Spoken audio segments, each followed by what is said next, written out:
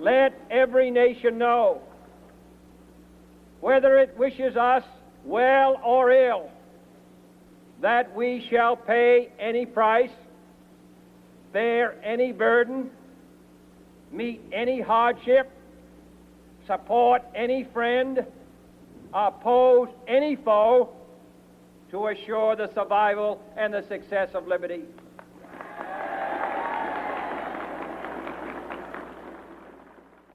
And so, my fellow Americans, ask not what your country can do for you, ask what you can do for your country.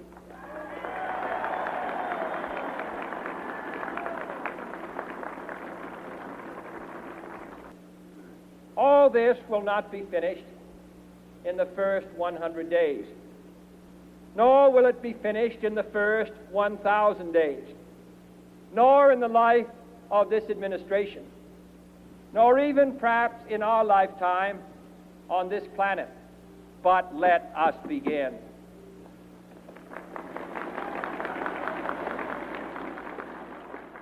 Welcome to the Abridged Presidential Histories with Kenny Ryan, Episode 35, John F. Kennedy, Camelot. Learning about John F. Kennedy is kind of like looking at the most popular kid in school. The one who was the most handsome or beautiful, whose parents were loaded, whose life seemed perfect. And realizing that just beneath that veneer, their life is kind of a nightmare. Sure, Kennedy will always have the money, the looks, the charm, but he also suffered so many debilitating illnesses that his treatment could accurately be described as torture. And once or twice, he was read his last rites because everybody thought he was about to die. His beautiful marriage was an unhappy one because he couldn't control himself around women. And his ambitious administration was largely a failure. He couldn't get anything passed. And yet, still, when we think of John F. Kennedy, we think of Camelot. We think of that perfect picture. We don't see past it. Today, we will look past it, at the thrilling highs and tragic lows of John F. Kennedy, the last assassinated president.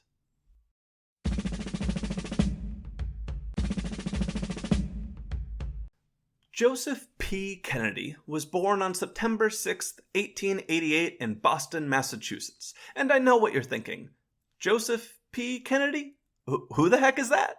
Well, Joe is JFK's dad. And as we will see, John Kennedy would never have become president without his father's support and incessant pushing. So we're going to spend a minute with Joe because he is a key part of this story.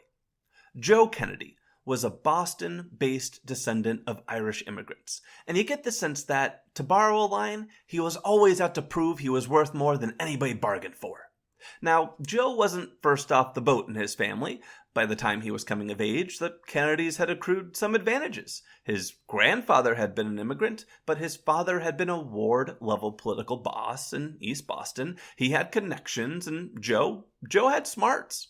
Together, that was enough to get Joe admitted to Harvard. And then Joe really kicked it up a notch when he married Rose Fitzgerald, the daughter of a Boston mayor who was so smooth, everyone called him Honey Fitz. With the money, education, and connections available to him, Joe Kennedy began plotting a path to the top. The first step was to borrow $45,000, which would be well more than $1 million today, to purchase a struggling bank, making Joe the youngest bank president in the United States at 25 years old, and it took off from there. Joe leveraged his position and connections to bring more affluent investors into his bank and earn appointments to influential boards. He learned how to play the stock market, where he made his first millions while the market was on its way up during the 1920s. And then he made millions more short-selling the market just before the crash that started the Great Depression. He diversified, buying real estate and becoming one of the first major players in the film industry and making a killing on liquor sales when Prohibition ended. By the 1930s, Joe Kennedy had the ear of President Roosevelt and was one of the richest men in America, worth hundreds of millions of dollars. The Kennedys were so wealthy that when their kids walked into stores, they learned they could just pick things up and take anything they wanted back home with them. Daddy would pay later. It was enough wealth to buy an ambassadorship to England. But what Joe really wanted was the presidency, and that he would buy for his son. On May 29, 1917, John Fitzgerald Kennedy, also known as Jack, was born in Brookline, Massachusetts, just outside Boston. He was the second of 9 children and, importantly, the second son. This meant there were no great expectations for Jack. Everyone knew his older brother, Joe Jr., was the child of destiny. Jr. was athletic, sociable, confident, and he had Joe Sr. behind him. Jack, by comparison, was a shadow. Where Jr. was sociable, Jack was awkward. Where Jr. was confident, Jack was shy. Where Jr. was athletic, Jack was sickly. Oh boy, was Jack sickly. The first apparition of JFK's future maladies struck when he was 14. Already thin, he suddenly began shedding weight at a dangerous rate until one day he simply collapsed. From that moment forward, intestinal issues were a frequent companion. Stomach cramps, high fever, and vomiting, and nobody could figure out what was causing it. But with Joe Sr.'s money, every effort would be made to find a cure. When Jack was 17, he was snuck away to the Mayo Clinic for a month of painful and embarrassing tests that, frankly, might make you lose your lunch if I went into detail. All I'm going to say is there was a lot of probing. It did eventually lead to a diagnosis, a severe case of spastic colitis, also known as irritable bowel syndrome. There was no cure, but there was a treatment that would have disastrous consequences. Jack was told to self-implant experimental hormone pellets under his skin. He would nick his leg with a knife, put a pellet in, and bandage it up. This could treat colitis back then, but if you keep giving your body hormones, your body can learn, hey, this is neat, I no longer have to produce hormones myself. And that's what Jack's body did. As a result, Jack's health only got worse later in life. His spine rotted away, resulting in the need for a back brace and causing him pain with every step, which he attempted to alleviate with heavy doses of narcotics. He also developed Addison's disease, which causes nausea, loss of appetite, chronic fatigue, and twice had priests administering last rites before he recovered. The long and short of it is that every moment of Jack's life was pain, and yet he never complained. He learned to cope by developing a sharp wit to protect himself and later charm others. While these illnesses were enough to knock JFK out of school for months at a time, his father's wealth and connections were enough to make sure he still got into Harvard, where Jack again lived in his older brother's shadow. Jr. was an athlete and active in Harvard student government. Jack slept with as many women as he could. Jack is the biggest womanizer we will cover in this show, period. Maybe sex was a coping mechanism for his frequent ailments, or maybe he was just copying the example of his father, who flaunted numerous affairs in front of the family. Joe Sr. was such a creeper that he would attempt to seduce his son's girlfriends when they stayed the night at the Kennedy house. This was Jack's father figure. In other words, while other men might become presidents you want to have a beer with, John Kennedy was the president you wanted to sleep with. But again, the presidency was still out of the picture for Jack. That was Joe Jr.'s destiny. But that would soon change. On December 7th, 1941, say it with me, a day that will live in infamy. The United States was attacked by the Empire of Japan, and the Kennedy boys wanted to enlist. Joe Jr. got in no problem. He was picked up by the Air Force and sent off to Europe to fight Nazis from the sky. But Jack? Well, what do you think happened when this skinny, sickly twig of a boy showed up at the enlistment office? Have you ever seen the start of Captain America, where Steve Rogers keeps getting rejected by doctors because he's not healthy enough to fight? That's what happened. With all Jack's health problems, there's no way he could fight. But JFK wanted in, so he had Joe Sr. pull some strings, and his medical history, a nightmare of hospital stays and suffering, was replaced with a fabricated clean bill of health. Joe Sr. got Jack placed in a naval intelligence desk job where his son's life would never be in danger. About that, Jack didn't just want to serve. He wanted to fight. So he asked his grandfather, old Honey Fitz, that former mayor of Boston who had his own array of political connections, to see what he could do. And Honey Fitz came through. Jack was assigned to a torpedo boat known as PT boats and deployed to the South Pacific, where he nearly died. On August 1st, 1943, Jack's PT boat was one of 15 sent to ambush a Japanese convoy in the middle of the night, and pretty much everything went wrong. The torpedoes missed their targets, half the boats left, the others got lost in the dark, and then a Japanese destroyer that nobody saw coming, it was that pitch black, appeared out of the gloom and sliced Jack's PT boat in half. 2 men died instantly, while Jack and 9 others were scattered. Shouting to each other in the darkness, the survivors were grouped around the floating wreckage of their boat. But that started to sink, so they swam for an island 3 miles away, with Jack towing one injured man by taking the strap of the guy's life jacket in his teeth. And yes, Jack was doing all of this with his wreck of a back. The island was not much of an island. It was more of a sandbar. No food, no trees, no fresh water, just sand, 70 feet of it. But it didn't mean they would drown. For now.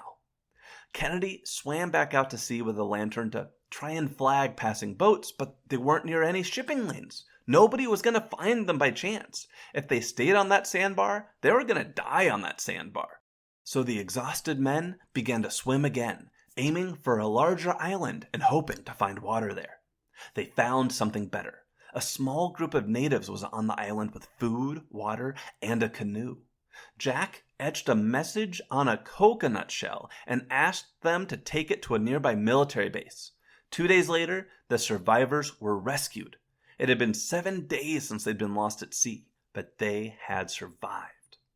The American government, looking for heroes and the PR value they brought, served Jack up to the press. And just like that, Jack became a hero. His older brother wouldn't be so lucky. On August 12, 1944, roughly a year after Jack's ordeal, Joe Kennedy Jr. was sent on a bombing mission over Germany, flying a plane equipped with experimental explosives.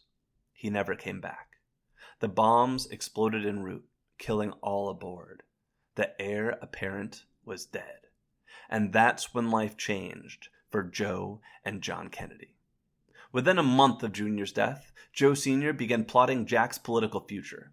It was a future Jack wasn't sure he wanted, but he knew that didn't matter, saying, quote, "It was like being drafted. My father wanted his eldest son in politics. Wanted isn't the right word. He demanded it. If my older brother were alive, I'd never be in this." Joe Sr. wasted little time getting to work. Months after the war's end, Joe approached a local Boston congressman who he knew to be deeply in debt and told the man, "If you retire from Congress and run for mayor, I will pay all of your debts and fund your mayoral campaign." That is not an offer you say no to. Just like that, Jack had a vacant seat to run for, but he still had to win it, and 9 other candidates threw their hats into the ring, including some decent contenders. Joe couldn't put them all up for mayor. And Jack, he might have been one of the worst candidates of the lot. Sure, Jack was a war hero with a decent resume. Back before the war, Joe Sr. had used his vast fortune to turn Jack's college thesis into a book, and then bought so many copies it became a bestseller. So Jack is a published best-selling author. Great! The problem is that at this point in his career, Jack had no political charisma. That's right. Probably the most charismatic president in American history was not a natural. He had to learn. Jack, he was a poor speaker. He struggled to remember his lines, and he was terrible at mingling with his audiences. He knew he was awful. During the first few months of the campaign, Jack would often end up at his father's dining table at night, lamenting at how poorly the day's speeches had gone. But Joe would pep him back up, saying things like, "I was just on the phone with so-and-so who said the same event last year had 40 people and you had 90. Or, Mr. Who's-his-face said last year's speaker put him to sleep and you were much better." And then his dad would ask, "What do you think you could have done better?" and the coaching would begin. In the end, Jack won his first race, not because he was any good at it, but because his dad had spent $270,000, an absurd sum. As Joe said after the race, "With the money I spent, I could have elected my chauffeur." But the money was nothing to Joe. Getting a Kennedy to the White House, that was everything. As a congressman, Jack was, above all other things, a pragmatist. Whichever way the wind blew, you could find him there. When the Red Scare was ascendant, he counted men like Richard Nixon and Joseph McCarthy among his friends and allies. When it ebbed, he walked away and found other issues to embrace. If Jack ever took a position that proved unpopular, he would anguish that he'd ruined his career. He had not entered politics because he was an idealist, or even really to get anything done. He'd entered politics to become president, and coached by his dad, he drifted toward the stances most likely to advance his career. In 1952, the time for his next advancement had arrived. At the encouragement of his father, Jack threw his hat in the ring for the U.S. Senate. Now, this would not be an easy race. The incumbent, Henry Cabot Lodge Jr., was an institution. Lodge's father had been one of Theodore Roosevelt's strongest allies and one of Woodrow Wilson's most implacable foes. The Cabots were rich, but they weren't Kennedy rich. Joe worked the system to get his money into Jack's campaign. He stood up numerous shell committees to flout the $1,000 individual contribution limit and bet several $1 million on Jack. When Joe learned an influential paper, the Boston Post, was about to go bankrupt, he lent the Post $500,000 to keep it afloat, and then it endorsed his son. On the issues, Jack and Lodge weren't that different. They agreed on almost everything. But thanks to his father's coaching and encouragement, Jack had overcome his early discomfort to become a charismatic speaker and a hard campaigner. The introduction of cortisone, which controlled Jack's Addison's disease, gave him the strength to crisscross the state on a grueling schedule. In a campaign where issues were moot, Kennedy had the charisma, the personal touch, and, as President Eisenhower put it, Cabot was simply overwhelmed by money. Once in the Senate, Jack picked up the one thing he absolutely had to have to run for president: a wife. Jack had met Jacqueline Bouvier in 1951 and married her 2 years later. On the surface, it looked like a perfect marriage. Jackie hailed from another wealthy family and had the charm and beauty that such an upbringing provides. But behind the scenes, it was an unhappy pairing. Jack neglected Jackie for the office. He frequently cheated on her. It wasn't uncommon for him to show up to a party with Jackie and leave with another woman. One summer, JFK was yachting with a friend in the Mediterranean, having multiple affairs along the way, when Jackie, back home in the States, suffered a miscarriage. Jack's response was, "Oh, too bad. Who are you going to sleep with tonight?" He didn't go home until a friend told him a divorce would be bad politics. 2 years later, Jack was caught on tape whispering to his brother Ted at Ted's wedding, quote, "Being married doesn't really mean you have to be faithful to your wife." But whatever pain Jackie was feeling, she kept it hidden inside. To the public, they were Camelot. Married, rich, and charismatic, Jack sought the vice presidency in 1956. He came up short, but impressed enough people in the party to be a favorite for the top job itself in 1960. There was just one problem. The United States had never elected a Catholic president, and quite a few people thought it never should. When Jack's younger brother Robert, also known as Bobby, took over as campaign manager and performed some research to find the top reason voters might not support Jack, the answers were age. At 42 going on 43, Kennedy would be the youngest person elected if he won. An imperfect liberal voting record. Kennedy really was more of a moderate, if not a conservative. And religion. Catholic. Kennedy felt the only way to prove to the Democratic power brokers that, if nominated, he could win the presidency was to run in the Democratic primaries. Now, the Democratic Party had been holding presidential primaries since 1912, but they didn't always matter, and not every state held one. As recently as 1952, the candidate who won the most primaries had still lost the party's nomination at the convention. So running in these primaries was a gamble for Kennedy. He could lose and end his campaign, or he could win, and it might not matter. But he was convinced that in 1960, the primaries would determine the presidential nominee. They would offer him a chance to prove the youngest candidate, the moderate candidate, the Catholic candidate could win elections in largely Protestant states. And if he proved that, the National Convention just might go his way. So Kennedy got to work. The first primary was New Hampshire, but that was so close to Massachusetts that nobody ran against Kennedy and he won by default. Boring. The first contested primary was Wisconsin. Kennedy's lone opponent was Hubert Humphrey, the so-called Happy Warrior from neighboring Minnesota.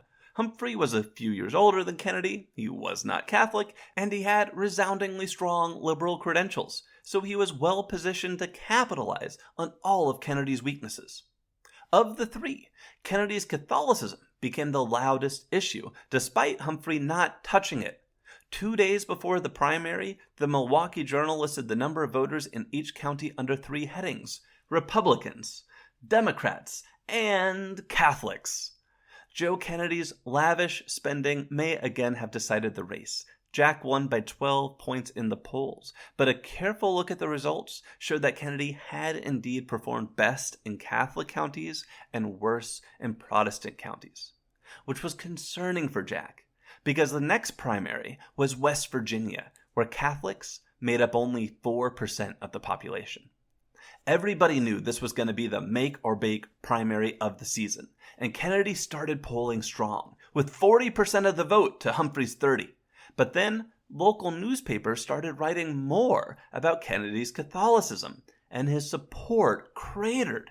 He went from polling at 70% to polling at 40%. In case anybody wasn't sure what was going on, when Bobby Kennedy asked a room full of supporters what the problem was, one yelled back, "There's one problem! He's a Catholic! That's our goddamn problem!" Kennedy responded by spending more time with voters and more money everywhere. And that proved decisive. Kennedy rallied to win 60% of the vote in West Virginia, and Hubert Humphrey dropped out of the race that night. But there was one last obstacle. A man who hadn't even competed in the primaries. A man who had strong institutional Democratic support. A man who Kennedy had nearly run as vice president with back in 1956. Lyndon Baines Johnson, LBJ. For most of the 1950s, LBJ, a Texas senator, had used his charm and guile to turn the traditionally unimportant role of Senate party leader into the most powerful Democratic position in Washington. In 1956, Joe Kennedy had approached LBJ with a proposition. If LBJ would run for president with Jack on his ticket as vice, Joe would bankroll the entire campaign. But LBJ didn't think Eisenhower could be beat in 1956, so he said no, earning the eternal disdain of the Kennedys.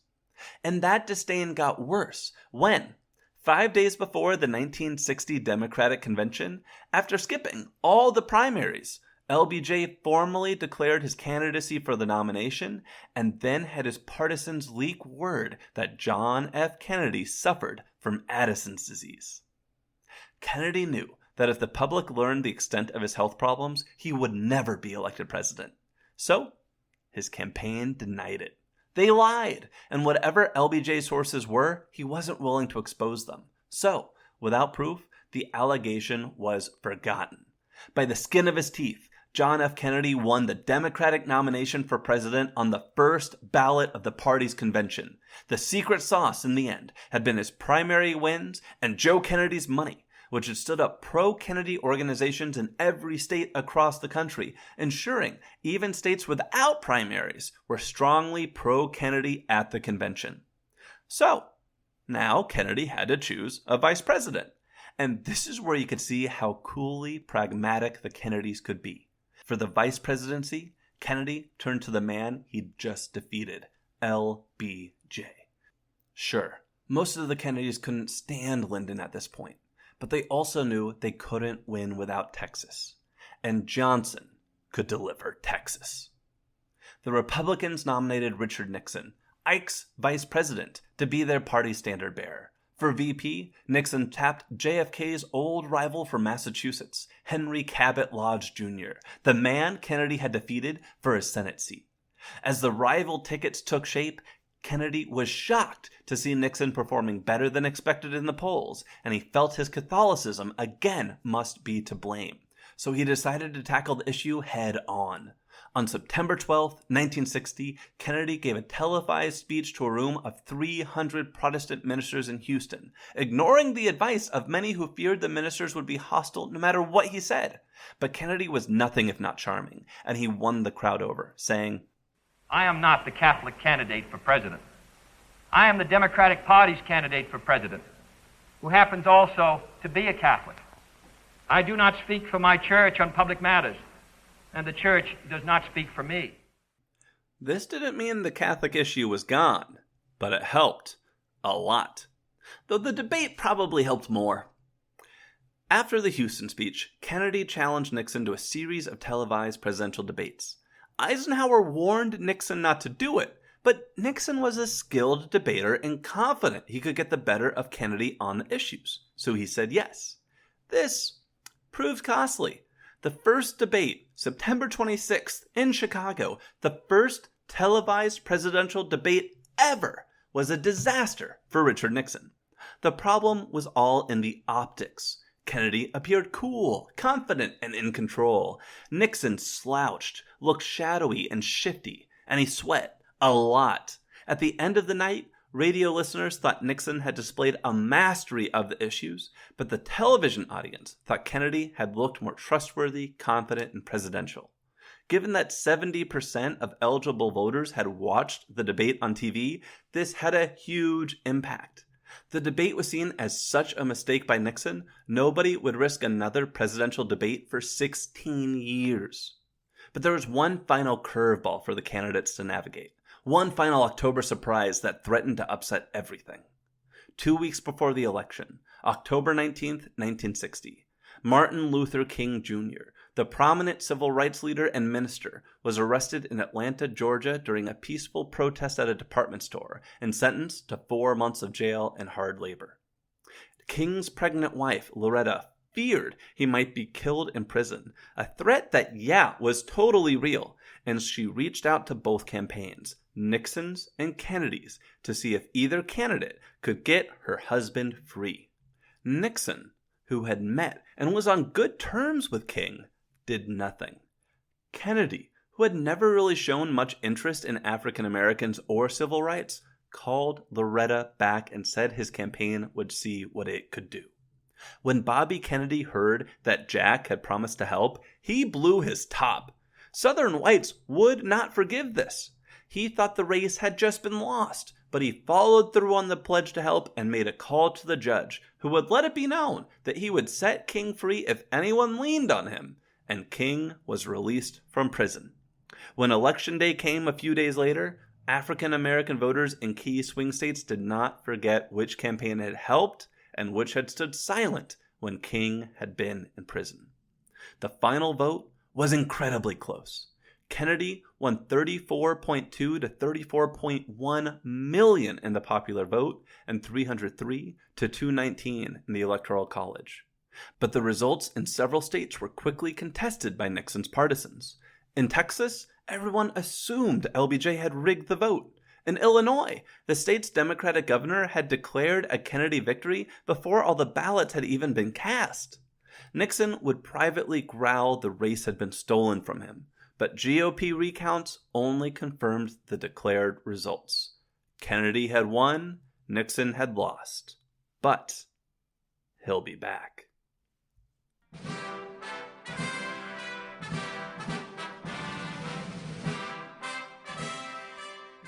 And so, on January 20th, 1961, 43-year-old John F. Kennedy, the war hero, womanizer, and spoiled son of Joe Kennedy, became the 35th President of the United States, the first Catholic and youngest person ever elected to that role. Theodore Roosevelt was younger when he became president, but older when he won his first presidential election.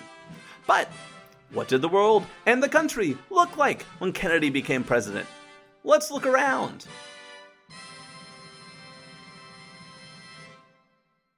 Internationally, European colonialism was dying. 36 new countries had broken free of their imperial overlords in Africa and Southeast Asia in the 16 years since the end of World War II. This wasn't just a case of Europe letting the horses out of the barn, though. This required struggle, grit, and more than a few wars of independence. As JFK was being sworn in, France was waging a brutal war against Algerian freedom fighters, and horrified Americans thanked their lucky stars that they would never be so foolish as to get involved in a guerrilla war like that. Ha ha! Domestically, Hawaii and Alaska finally became states in 1959, bringing us to our current 50 nifty United States. In entertainment, Alfred Hitchcock's famous thriller Psycho and Harper Lee's classic To Kill a Mockingbird were released and published in 1960, and politically, civil rights was moving from the back page to the front page of America's conscience in a big way. Rosa Parks had refused to give up her seat on a bus 5 years earlier, triggering the Montgomery bus boycott and the political emergence of Martin Luther King Jr., who was not going to be satisfied with the mere desegregation of buses in Montgomery, Alabama. Kennedy did almost nothing to address his domestic concerns. Seriously, the guy's legislative accomplishments are quite minor. He whiffed on the big stuff, and some things that were entirely in his control, he dragged his feet on, like desegregating housing. He had campaigned for president on the promise to desegregate housing, quote, at the stroke of a pen, but he was so slow to act that thousands of people started mailing him pens to prod him along. It took him 21 months to do even this. But if the domestic front was a quiet one, the international sphere was a 5-alarm fire that nearly plunged the world into nuclear war. And it started with Cuba. Okay, so what's going on in Cuba? Well, when we last left Cuba, Theodore Roosevelt and the Rough Riders and a whole lot of other folks had just kicked the Spanish off the island during the Spanish-American War around 1900. The United States had then granted Cuba independence with conditions. We got to keep Guantanamo Bay, and we could intervene militarily whenever we wanted. And it turned out we wanted, frequently. American troops were deployed to Cuba to put down unrest and defend American business interests in 1906, 1912, and 1916. And to be fair, there was quite a bit of unrest. Numerous revolts rocked the island until a military dictator named Batista, who had basically been running the island since 1933, officially kicked democracy out the window and took charge in 1952. A move President Eisenhower allowed so long as American business interests were protected. That did not sit well with a young revolutionary named Fidel Castro, who spent several years leading a guerrilla war against Batista before emerging victorious and seizing power in 1959. Once in charge, Castro initially tried to charm the Americans, but he also nationalized all American holdings on the island without paying a penny for the assets seized. And remember how I kept saying the only thing Americans really cared about in Cuba was their business interests? Yeah, this ticked Eisenhower off. Ike cut trade with Cuba, so Castro turned to the Soviet Union for trade and protection. Eisenhower responded by cutting diplomatic ties in January 1961, weeks before Kennedy's inauguration. And that's why, 2 days after entering office, the CIA approached Kennedy with a plan to invade Cuba. The CIA's pitch went like this. Hey, Kennedy, remember that 1953 coup in Iran? That was us. How about that 1954 coup in Guatemala? That was also us. Congo, 1960? We're really good at this. And Cuba's next. We have an army of Cuban exiles camped out in Guatemala that have been training for an invasion. All they need is money for boats to get them to the beaches, and then dissidents on the island will join them and overthrow Castro in days. And if we don't do it, those exiles will tell the press that we called off their secret invasion, and the American people will think you've gone soft on Castro. Also, did you know that Eisenhower personally endorsed this plan? So, when do we go? We'd like to land the exiles at a place called Bay of Pigs. Kennedy was dubious. The State Department warned him the idea was crazy and would have major consequences at the UN and throughout Latin America. The U.S. Army told JFK the plan should work. What it didn't tell Kennedy is the Army only felt that way because they thought the beach landing would be such a fiasco that Kennedy would then be forced to send in the actual U.S. military, and that was a fight the U.S. could win. When Kennedy described the CIA's plans to Truman's old Secretary of State, Dean Acheson, Acheson replied, "Are you serious?" And then Acheson asked Kennedy, how many exiles could the CIA land? "Nearly 1,500, Kennedy replied. "And how many men does Castro command?" 25,000, Kennedy replied. And then Acheson said, "It doesn't take Price Waterhouse to figure out that 1,500 aren't as good as 25,000. Which was a good point. But Kennedy gave the go-ahead anyway. On April 15th, 1961, 8 B-26 bombers, painted in the colors of Cuba's Air Force and flying from Nicaragua, kicked off the operation by bombing Castro's airfields. But problems began immediately. This bombing run was supposed to neutralize Castro's Air Force, but it only damaged 5 of Castro's 36 planes, which meant Castro's planes would be in the air when the exiles landed. One of the American B-26s flew to Miami, where its CIA-trained pilot declared himself a defector fleeing Cuba, a key part of the cover story to make this look like an uprising, a revolt against Castro, but the story quickly crumbled. The press, they had heard the rumors of American-trained Cuban exiles mustering in Nicaragua. It had been in the friggin' newspapers. When the invasion landed 2 days later, it never got off the beaches.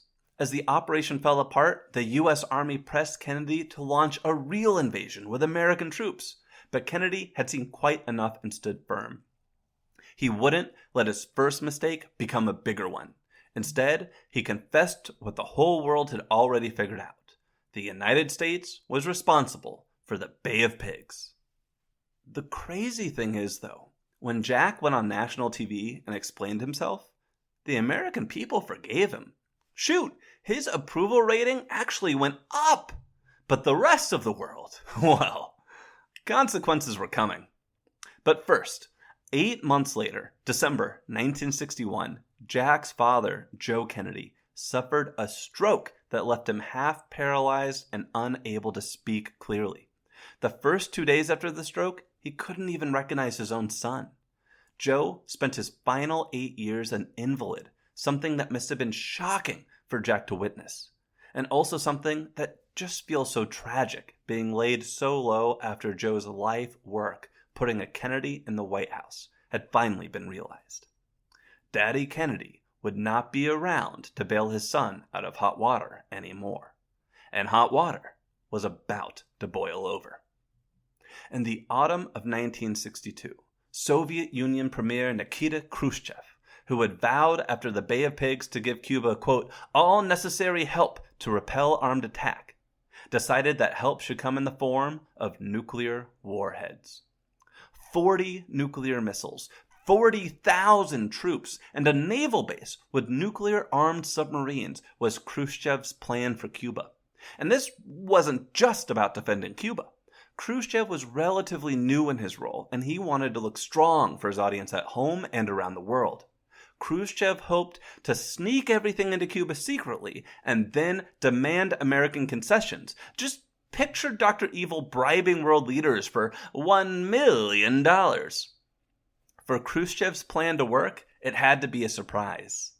But then, the Americans found out. On October 14th, 1962, acting on reports from intelligence, a U-2 spy plane flew over Cuba and confirmed the presence of offensive nuclear weapons and the ongoing construction of pads they could be launched from. Kennedy was informed 2 days later, October 16th.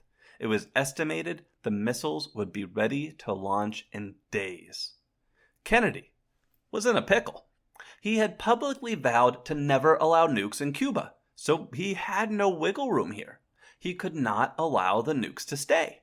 But now that the Soviets were building launch pads, what could he do to stop them? He was presented with 3 options. First, do nothing. This ain't worth a shooting war. Advisors pointed out the United States had recently deployed similar nuclear missiles in Turkey, which is close to Russia, so this was kind of just the Soviets matching an American move with their own. Second option. This is totally worth a shooting war. Hit him hard. Hit him now. Hit him without warning. Let's launch a surprise attack. Option 3. Declare a blockade around the islands and search any ship that wants to go through until the nukes are removed. At first, Kennedy favored the surprise attack, but then his brother Bobby, who Jack had appointed Attorney General, passed him a note that read, "I now know how Tojo felt when he was planning Pearl Harbor." And Bobby stood up and gave an impassioned speech against a surprise attack, saying it would be Pearl Harbor again, but this time with unprovoked Americans dropping the bombs. This convinced JFK. On Monday, October 22nd, 6 days after the presence of nukes was confirmed, he announced publicly a quarantine of Cuba. The Navy would be deployed. Any ships approaching the quarantine line would be searched. U-2 flights would continue over Cuba, and if any were shot down, the offending SAM site would be bombed in retaliation. With that announcement, the world was on notice. The Cuban Missile Crisis had begun. The first test of the quarantine line came 2 mornings later, October 24th, when the first Soviet ships were tracking to reach the line. For Kennedy, this was a morning of anxiety. He was supposed to be the most powerful person in the world, but he was powerless, waiting to hear if World War III had started in the Caribbean. Then, word came through. The Russian vessels had begun to turn around. It wouldn't be war, yet. But there were still more Soviet ships on the way, still nukes on the island, and launch pads were still under construction. In fact, U-2 flights confirmed construction had sped up. Kennedy's military advisors were again advising him to attack. But Kennedy kept putting that off. He wouldn't let the Russians get their launch pads up and running, but he wasn't going to bomb them until the last possible moment. He needed to give peace a chance. He needed to give Khrushchev time to think. On Friday, October 26, Khrushchev's thinking on this game of nuclear chicken turned into panic. A long and rambling letter from Khrushchev arrived at the White House. Khrushchev was willing to remove the missiles from Cuba if Kennedy vowed to never invade the island. Kennedy was relieved. An exchange of no missiles for a promise of no invasion? That's a deal! But before he could celebrate, a second, more polished letter came through with tougher demands, and this time it was shared publicly by the Russians. Khrushchev repeated the earlier deal. No missiles, no invasion, but he added another requirement. The United States must remove nuclear missiles from Turkey. It had to be a fair trade. What to do about this? Kennedy, he had been thinking about removing the missiles from Turkey anyway. The ones they'd put there were obsolete models, and the United States had other newer nukes in similar positions around the Soviet Union. But if Jack agreed to do it as part of a deal for removing nukes from Cuba, Europe would feel betrayed, and the NATO alliance would be undermined. The world would think the United States had been bullied into removing its missiles from Turkey. So what to do? And then Jack and his advisors landed on a solution. Publicly, they would accept the first letter and ignore the second letter and its requirement to remove the missiles from Turkey. But privately, Bobby Kennedy would tell the Russian ambassador that if the missiles were removed from Cuba, the United States would probably remove its missiles from Turkey if Russia kept that part of the deal secret. But before Bobby could even have this conversation with the ambassador, boom! The Cubans shot down an American U-2 spy plane out of the sky. You know what the Joint Chiefs were saying. The Russians have fired first. This is our excuse. Send the troops against Cuba now. But Kennedy again held firm, at some point commenting, "These brass hats have one great advantage in their favor. If we do what they want us to do, none of us will be alive later to tell them they were wrong." Despite Kennedy's earlier threat that if any U-2s were shot down, he would retaliate against the SAM site, Jack let it slide. Bobby Kennedy's meeting with the Russian ambassador went forward as planned, but after the meeting, Bobby reported back to Jack. It had not gone well. That night, Jack went to bed knowing American bombers with Soviet targets were circling the Arctic waiting for a go-ahead. American destroyers and Russian subs were stalking each other in the Caribbean, and U.S. Marines were boarding landing ships in the Gulf of Mexico ready to invade Cuba if the order came. Cuba's nuclear launch pads were almost ready. Time would soon run out. If Khrushchev didn't accept Jack's offer the following morning, it could all be over. All eyes were on the last Russian ship approaching the quarantine line, tracking to hit it around 8 a.m. Would it be war or peace? Then, just before the Russian ship reached the line, it stopped.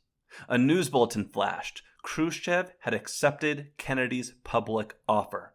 The Russians would remove their missiles from Cuba if the Americans promised to never invade the island. Secretly, the outdated American missiles in Turkey would also be removed at a later date.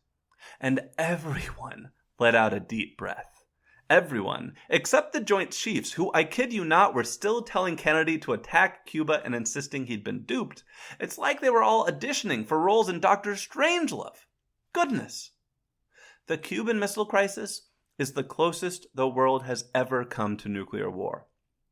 Would it have happened if Kennedy hadn't ordered the Bay of Pigs? I don't know. Would Kennedy have had the courage to stand up to his military advisors if they hadn't failed him during the Bay of Pigs? Probably not. All I know for sure is it's a heck of a story. But this would not be the last international incident in which John F. Kennedy played a starring role. Because half a world away, in Vietnam, things were getting bad. Remember, Vietnam had tried to declare independence from France in 1945 and cozy up to the United States, only for the French to threaten to join the Soviet orbit if the Americans didn't stay out of the fight. So we stayed out. And Vietnamese leader Ho Chi Minh said, well, if the Americans won't support us, maybe the Soviets will. As it turned out, the Soviets would. With help from Russia, Ho Chi Minh defeated France and accepted a peace treaty that split Vietnam in two, a communist North and a capitalist South. When the South refused to hold a promised referendum about reunification because it knew it would likely lose the vote, the North realized reunification would have to happen by force. And so force was brought to bear. Eisenhower had sent money, supplies, and a limited number of advisors, basically engineers who could make the equipment work, to support the South in this guerrilla war against Northern infiltrators and sympathizers, the Viet Cong. And that's what Kennedy inherited in 1961, a civil war in Vietnam with 685 American advisors in the field. By 1963, that war was going badly. Kennedy had increased the number of American advisors from 685 to 11,300, and he had increased funding for civics projects intended to show the benefits of democracy to the Vietnamese people. But money and soldiers could do nothing to shore up the rot in South Vietnam's government. South Vietnam was led by a military dictator named Ngo Dinh Diem, who had taken over after the French left. Diem ran the country as a family operation. His brother Ngo commanded a secret police and was every bit as brutal as any communist dictator. And his wife, Madame Ngo, was an anti-Buddhist zealot who once told an American journalist, "Vietnam has no use for your crazy freedoms." Kennedy wanted to get out of Vietnam, but he feared he'd never be reelected if he did, so he looked for solutions instead. And that's what led him to the coup of '63. In the summer of 1963, South Vietnamese Buddhists were protesting the anti-Buddhist dictatorship of Diem, Brother Ngo, and Madame Ngo. But these weren't like any protests you've seen. Buddhist monks would douse themselves in kerosene and light themselves on fire in the streets. Diem responded with a crackdown and roundup of 14,000 Buddhists. Martial law was imposed, and public meetings were forbidden. When college students joined the Buddhist protesters, Diem shut down the universities. When high schoolers walked out in protest, he closed all the schools. JFK should have seized this opportunity to cut bait and withdraw from Vietnam. Instead, he sent his old rival, Henry Cabot Lodge Jr., to South Vietnam as the new American ambassador. Lodge told Diem to cut the anti-Buddhist bullshit. When Diem didn't, Kennedy had Lodge sound out South Vietnamese generals on the idea of a coup. They were receptive. Kennedy danced around the idea for a couple weeks, sometimes preferring it, sometimes leaning away. The last message he had Lodge relay to the plotters was the U.S. would not endorse a coup, but it wouldn't stop one either. On November 1st, 1963, the generals launched a coup. Diem and Brother No were captured at a church they had taken refuge in and murdered the following day. Madame No survived. She was out of the country when the generals struck. When Kennedy learned Diem had been murdered, he was shocked. Monday, November 4th, 1963. Over the weekend, the coup in Saigon took place. Culminated 3 months of conversation about a coup, conversation which divided the government here and in Saigon. I feel that we must bear a good deal of responsibility for it, beginning with our cable of early August in which we suggested the coup. I was shocked by the death of Diem and Nu. I'd met Diem with Justice Douglas many years ago. He was an extraordinary character, while he became increasingly difficult in the last months. Nevertheless, over a 10-year period, he'd held his country together, maintained its independence under very adverse conditions. The way he was killed made it particularly abhorrent. The question now is whether the generals can stay together and build a stable government, or whether Saigon will turn on public opinion in Saigon, the intellectuals, students, etc., will turn on this government as repressive and undemocratic in the not-too-distant future. The answer to that last question is the public would indeed turn on the new government. South Vietnam would never be stable again. But that would not be Kennedy's problem, because less than a month later, on November 22nd, 1963, John F. Kennedy was driving through Dallas in an open motorcade when Lee Harvey Oswald, a nobody former Marine, fired 3 shots at Kennedy from the 6th floor of the Texas School Book Depository. The first shot missed. The second hit Kennedy and should have knocked him over and out of the assassin's view, but the back brace that Jack wore for his Addison's disease kept him upright. And that's when a third bullet hit him in the back of the head. Some people try to build up conspiracy theories around this assassination. Personally, I don't buy any of it. Sometimes the easiest explanation is the best one. Oswald acted alone. Just like the assassins of President Garfield and President McKinley had acted alone, and the idiots who shot or tried to shoot Theodore Roosevelt, Franklin Roosevelt, and Ronald Reagan. These were all lone gunmen. It's tragically easy to buy a gun and kill someone in this country. It's natural to think that life can't be this random, that some loser with a gun could murder a president and change the course of history. But they can. They do.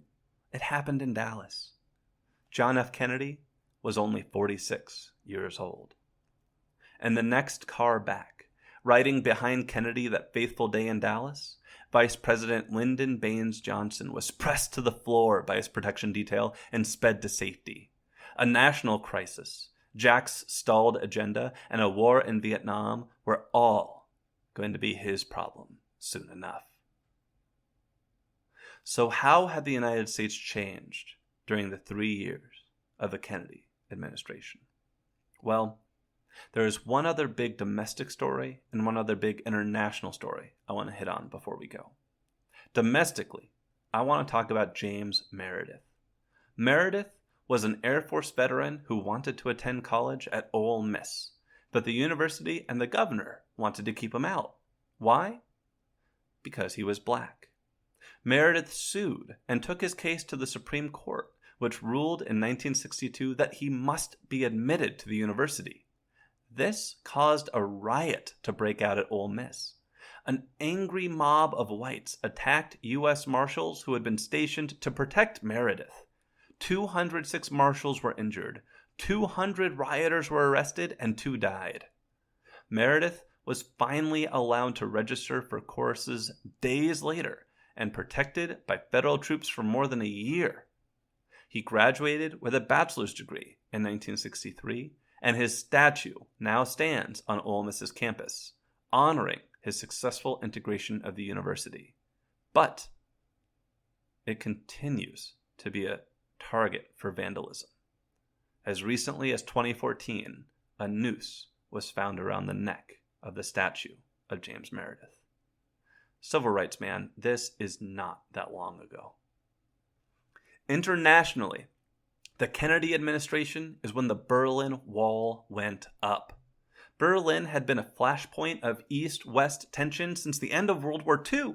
We all remember when Stalin imposed a blockade and Truman ordered the Berlin airlift to save the city in 1948. Well, access had been restored, but the Russians and Americans always seemed to be one foolish mistake away from going to war there. And the Soviets were especially ticked off because their citizens kept defecting through the city to the American side. So, in 1961, Khrushchev, in his desperation, ordered the building of the Berlin Wall. Nobody would easily escape the Soviet Union again. The Germans, the Americans, and the world were outraged, but Kennedy saw the wall as a gift. As long as it stood, it would serve as a reminder that the Soviet Union needed walls to keep its people in, and the United States and the Soviet Union would never near blows over Berlin again. As Kennedy put it, a wall is a hell of a lot better than a war. Beyond the big stories, the Kennedy years were also a busy time for the Supreme Court. In Mapp v. Ohio, the Supreme Court ruled illegally obtained materials could not be used at trial. Somehow that wasn't a rule yet. And in Engel v. Vitale, the court ruled public institutions such as school systems could not require prayer. So what can we learn from John F. Kennedy? I think Kennedy teaches us the value of good PR. There were not a lot of wins during Kennedy's years in office. He resisted his generals' calls to start World War III during the Cuban Missile Crisis, and he helped start the Peace Corps, but that's about it. What Kennedy did have was weekly press conferences where he spoke directly to the American people, apologizing for his mistakes and explaining his decisions. After he died, his acolytes told the brightest possible version of the John F. Kennedy story, glossing over the womanizing lies and failures and portraying Kennedy as a liberal champion, something he just wasn't. But hey, leading is often about messaging, and Kennedy shows us that sometimes the story you tell is the story people remember.